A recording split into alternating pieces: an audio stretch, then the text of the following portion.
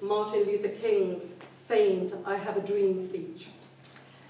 And this year has also been an important year for FABO UK. Many of you will know for 2 years during his academic studies at the London School of Economics and Gray's Inn, Baba Saheb lodged in Primrose Hill in a house number 10 King Henry's Road that Gautamji referred to earlier. And you know, this house is in central London, not too far away from where we are, and it's an old-fashioned or a modern-day exercise regime walking distance. The 3-story house has a plaque on the exterior of the property with the words Dr. Bhimrao Ramji Ambedkar, 1891 to 1956, Indian crusader for social justice, lived here, 1921 to 1922. And there are many FABO UK colleagues here in the audience today, such as Mr. Gautam Chakrabarti, who worked hard to get the plaque installed and were there at the unveiling in 1991. So it was some time ago that we had the plaque unveiled. Now, 10 King Henry's Road is an important house for the Ambedkarite movement. And why? It's because it's in this home that Dr. Ambedkar enriched his academic studies and strengthened, you know, with the freedoms and the shackles of the caste system, to resolve his challenge to the impact of the caste system and British rule in India. He also was called to the bar at Gray's Inn during this time. Now, it's also during his stay in London that India's government was struggling with falling value of the Indian rupee. And Dr. Ambedkar focused his studies and his thesis and research on the condition of Indian currency during British India. In his thesis, The Problem of the Rupee, Its Origins and Its Solution, Dr. Ambedkar looked into the problem of the rupee at the time, when there was a clash between colonial administration and Indian business interests on its value. The latter argued that the government was maintaining an overvalued exchange rate to help British exporters who sold their goods in India, and the Congress backed Indian business in calling for a devaluation. London eventually agreed to set up a royal commission in 1925 to examine the matter, and much has changed in the Indian economy since Dr. Ambedkar's significant contribution to the monetary economics. But some of his general approaches to the problems of the rupee is still relevant. And indeed, you know, you read newspaper reports about it all the time. People are still talking about the relevance of his great work. And they're, you know, these are very, very important works, and they happened when he was in London. So I'm really delighted that Mr. Rajkumar Badole, the Minister for Social Justice and Special Assistance in the government of Maharashtra, has taken the lead in buying the house in London.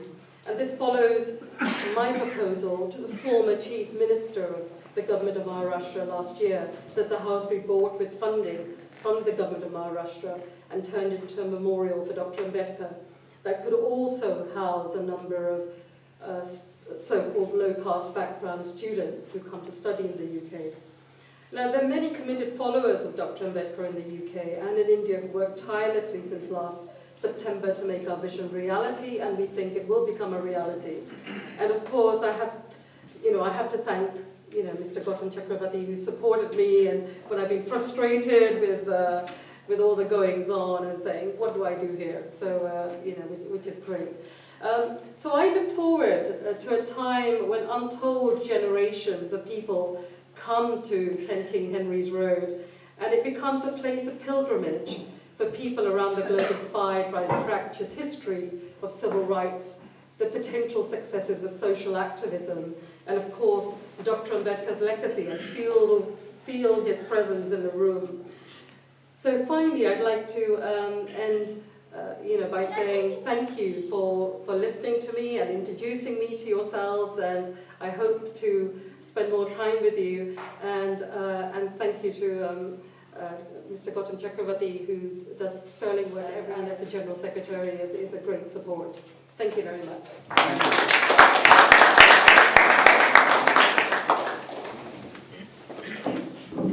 Thank you very much, ma'am. Now I will call on stage Mr. Virendra Sharma. He is going to deliver his speech.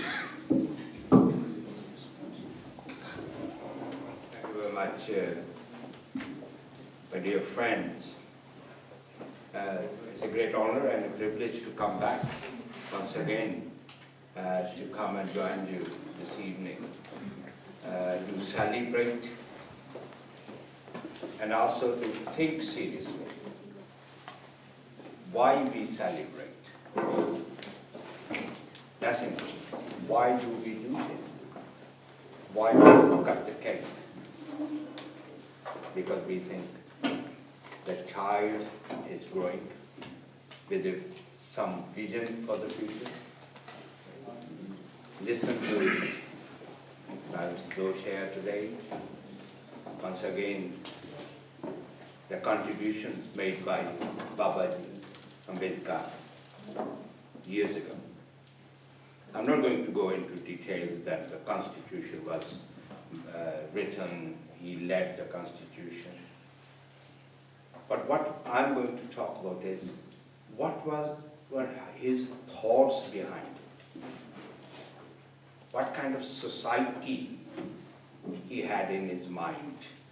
He wanted to create a society where everybody can live equally. There's no caste system. There's no discrimination. He wanted that everybody's equal. We want to work together, or we must work together to create that society. That was the thought behind it. Then he brought this into the Constitution, that wherever there are discriminations, where the law can help. First is that changing the attitudes, mindset of the people, then also at the same time giving the rights and the legal rights to those people. But when was the Constitution written? 1949? 1950 was launched, but written was in 1949. So how many years now? I'm sure. Over 60 years. 65. Yes. Over 60. 65. 60. I thought for first 5 years you just gave, it was the teething areas. But we need to look at that after 60 years, where are we? We are still fighting for the equal rights, even today. We are struggling in Britain, people to think seriously that whatever the evils we had in India, if we loved those evils, then we should not have left India, stay there. We left India because we thought that economic, social and political conditions are not what you are thinking. I left India because I agreed at that time that the economic conditions are not what I wanted to have. Okay, prosperity, opportunities, they were not there. The whole social structure was such, which some people did not fit in, and still don't fit in. And we thought, no, we go to somewhere different, where we have the opportunities, we have the prosperity, we have the social change where we fit in, our ideals fit in. And I'm still fighting in the parliament, and she's fighting from outside the parliament. But we meet together to share our frustrations, disappointments, that after 60 years in India, or 65 years as I was corrected, living in a country where we believe the social justice is always there, civil liberties are there, human rights are always adhered to, economic conditions are better than what we had, but we still have not changed the mindset. If we had changed the mindset, we would not be fighting in the parliament to have the equality bill and add one little clause into it, a very little clause. And that clause is not to attack anybody, just to give the rights, legal rights to, because she's a lawyer, so she correct me on that. It's a legal rights to those people who feel discriminated on the basis of their caste. We are not asking too much. And look look at the hoo-ha in this country. I hear on the channels, I don't know how many of you watch those channels, Punjabi channels, or Sikh channel, Sangat channel, Akal channel, couple of radio stations. They are running around like headless chicken to say that this is an attack on their rights. That this person, me as Vrinder Sharma, member of, I'm no longer a member of parliament until 7th of May. If you people who are the Southall residents, if you vote for me, I may get re-elected. But now I'm not a member of parliament. But then member of parliament, Vrinder Sharma, how dare he voted on the equality bill to add the caste system. And we should not be voting for him. We should be voting for somebody who did not vote, or those who abstained. Little cross. If it's a big cross, correct me, then I can change my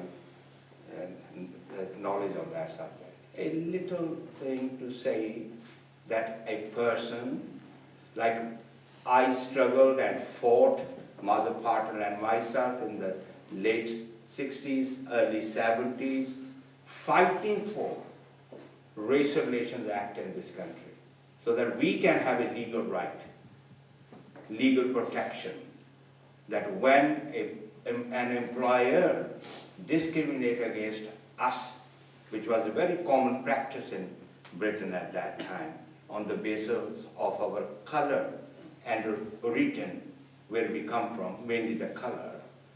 And we were struggling and fighting for, and the demonstrations we had in Hyde Park corners, to fight for that, to say, look, we need the legal remedy to protect our rights if an employer discriminates against us on the basis of color, and we feel strongly and we can prove it, that we should have a right to protect ourselves.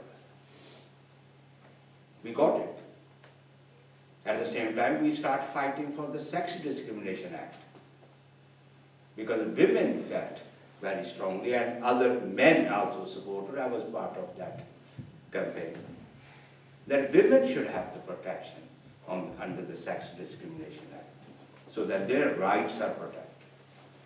Then the disabled people, they struggle. They say, look, we are in the wheelchair, we are with the other disabilities, but the society is discriminating against us because of our disability. They feel it, but we are able people to work. We are able people to do our jobs properly. We have the skills, we have the knowledge, and we have the commitment to do that job.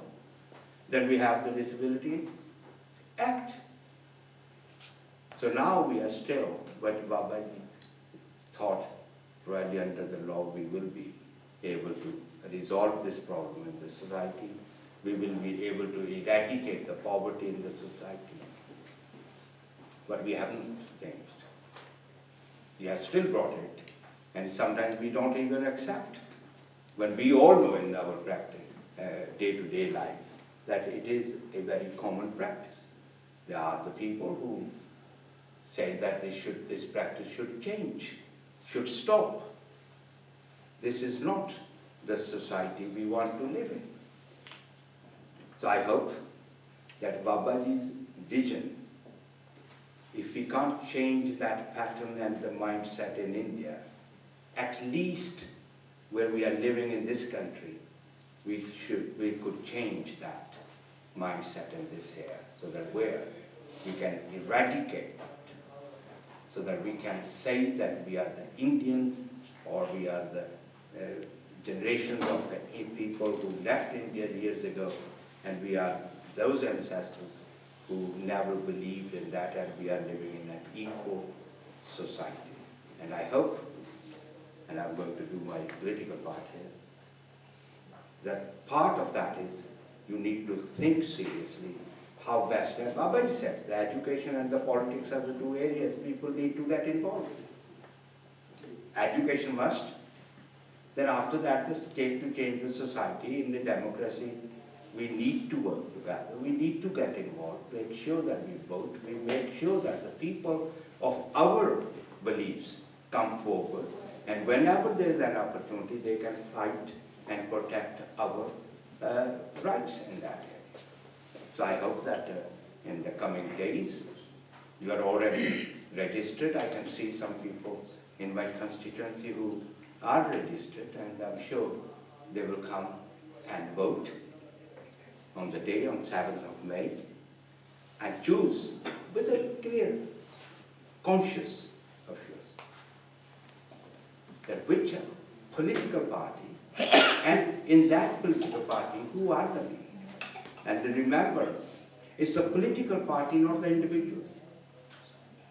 Because once you get elected, I'm saying as an elected member for so many years, as believing in democracy, as a local councillor, now member of parliament. There's a political party's framework we need to work on, not individuals. The individuals will toe the line if the party has adopted it. If party is against it, individuals have no values on that. So you need to look at which political party is fighting for the social justice, which political party is fighting for the equality in the society, which political party wanted to, even on our cases, though we are part of the whole communities and whole societies, that who is fighting and making sure that protecting our interests. And I hope that you will come and at least we can try to fulfill the vision and the dream Babaji had, which he gave to India, and I'm sure as an Indian, now the ambassadors living in abroad, we can fulfill that vision and the dream in this country. And thank you very much, Gautamji. Gone? Because Can I just ask you a question? Yeah. You were talking about the party, and if the party has a stand on an issue, then all the individuals, whether they decide to abstain or whatever they say in public, will toe the party line. So where does the Labour Party stand on caste discrimination law? There was very clear instructions at the last debate that we were all for adding the caste clause into the equality bill. But unfortunately, there were some individuals, I'm not going to attack those individuals for different reasons. I voted for that at that time, to add the clause into the equality bill. But there were the individuals who abstained, and there was a majority party who totally opposed to it. That's why we lost that time. It was not, the shadow minister was not supporting it, and there was very clear instructions on that. But some people had decided there was no three-line whip at that time. Because again, we, the people of Indian origin, understand how the society works there. Right? We understand, we come from the villages and small villages, we know how the society is divided and how the people are treating one another. The white people, we need to educate them to say that what kind of society we are talking about. And then making sure that when at right time comes, that's where the lobbying, you lobby every month or every week in the parliament, right? That's where lobbying comes, and that is part of the education of those individual members. And then at the end, the party, there's a majority, if I take this point, not advocating election campaign here, but the Labour Party principally will fight for whatever the inequalities are in the society. That is a level of understanding of our issues, particularly the caste issue, which is not, because there's a lot of people have the different views, large number, I will come back to you, large number of people in our society who are also active in the political processes. They will go differently. They will say, there's no discrimination, this is just a myth. It is just people who are looking for the votes from this particular community. They are just raising it. But again, the lobbying is the part of that. And I'm sure I will fight for it. Principally, the Labour Party is in favor of adding the caste clause into the equality. I mean, the legislation is there, it's just bringing it into force. Yeah. And all we want is an assurance that if the Labour Party get in, you know, that they will implement the law, you know, unlike the present government that has spent 2 years avoiding. But they delayed it. That's where the consultation clause has brought in. So basically the bill is in Parliament, is it? It's accepted. It's all there. It's already It's there. already an accepted. act. It's an So, act. It's already an act. oh, it's already that, but it's not. That's where the implementation is. That's where the delays by the present government, and we know that. I mean, I'm a politician, and I'm not going to hide that feeling to say that I know the reasons behind it. Just 24 days now. Yeah. I know the reasons behind it, and I share that. So it's, There are- so when will be implemented? Not- That's where it's a government decision when to decide that. I give you the reason. And again, I hope that sometimes there's without any prejudice, people object to it. There's a very strong Hindu and the Sikh lobby in this country, along with the Dalit lobby. Okay? People do. I supported the line, so the anti-caste discrimination, the phrase I forgot, you will remember. Many my colleagues in the Labour Party, but all the conservative MPs at that time, because they were looking at the votes and the marginal constituencies, they wanted to delay it or to try to say this is not an issue in our community. And those white and Indian Muslim MPs agreed with that to delay it because the May elections were coming. They knew it. The strong Hindu lobby and the Sikh lobby persuaded that to delay the implementation of that. Because they are refusing to accept it. That's why I was raising that every day on those Indian TV channels, go and see it. I'm sure that they will repeat it every day or every other day. They're naming the people, right? And they are also naming the people who they think did a good job or right job for them.